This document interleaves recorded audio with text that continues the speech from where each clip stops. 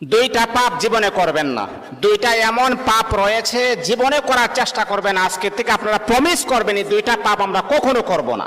আপনি নামাজ পড়েন নাই, আল্লাহ তাআলার যদি দয়া হয়ে যায় তাহলে আপনাকে মাফ করে দিবেন। আপনি ফজরের নামাজ পড়েন নাই, আল্লাহ পাক রব্বুল আলামিনের যদি মায়া লেগে যায়, আল্লাহ পাক রব্বুল আলামিন আপনার গুনাহকে আমার আল্লাহ ক্ষমা করে দিবেন। আপনি যদি নফল নামাজ ইবাদত বন্দেগী কম করেন, আমার আল্লাহ কিন্তু আপনাকে মাফ করে দিবেন। কিন্তু আল্লাহর নবী বলেন দুইটা এমন জঘন্যতম পাপ রয়েছে, এই পাপগুলার ক্ষমা আমার আল্লাহ জীবনে কখনো তার বান্দাকে করবে না। দুইটা পাপ এমন জঘন্যতম পাপ, এগুলা করা যাবে না। এক নাম্বার হচ্ছে অন্যের হক নষ্ট করা। অন্যের হক কখনো নষ্ট করবেন না। আজকে নিজের ভাই বোনের হক নষ্ট করে দেয়, অন্যের হক নষ্ট করা যাবে না।